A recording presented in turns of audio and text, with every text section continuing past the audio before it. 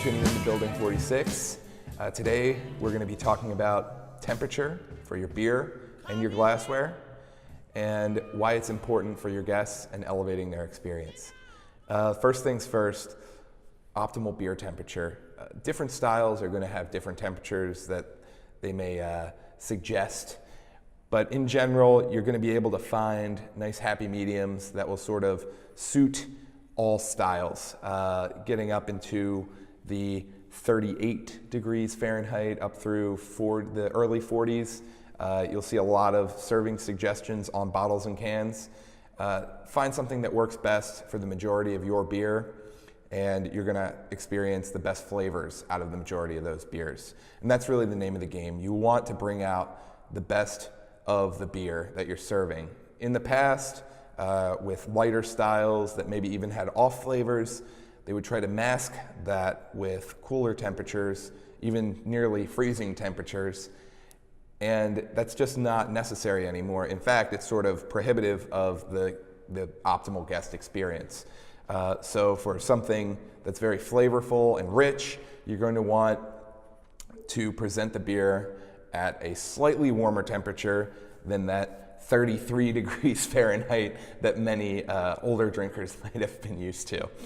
And then when storing your beer, beer storage is important in general. If you can store your beer refrigerated for its entire lifespan, it's really going to promote the length of the life of the beer and also deter the development of off flavors. So off flavors can develop from light and also heat. If you can avoid both of those and stick your beer in a nice, cool, dark environment, you're going to be really well off for making that beer last as long as it possibly could. And then finally, glassware. Today we have a no-neck pint from Cardinal, and then a nice tulip from Stozel. And in general, you want to avoid freezing your glasses. The ice cold mug is a thing of the past, just like the ice cold beer is a thing of the past. If the glassware is ice cold, it's going to dirty up the beer with the water that's frozen onto the mug. If the glassware is too warm, it's going to cause some over foaming issues when you're pouring draft beers. So to avoid that, you want a nice room temperature or chilled glass. Nothing too warm, nothing too cold. Ideally, the glass should be as close to the temperature of the beer as possible.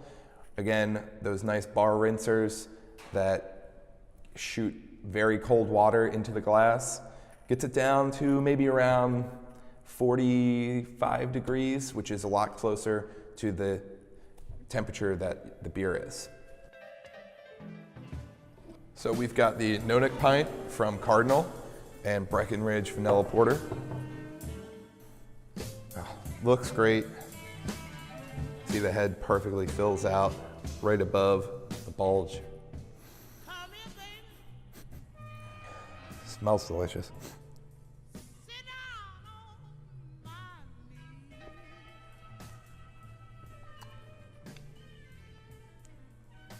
As good as I remember. All right, so to wrap up, we talked about beer temperature and glassware temperature. It's important to store your beer refrigerated. It's important to serve your beer at an optimal temperature. And it's important to keep your glassware at a temperature that's close to the temperature of the beer. Check us out on Instagram at Bldg46, that's Bldg46. And if you have any questions, comments, or suggestions, email me at ross@TabletopJournal. Thanks.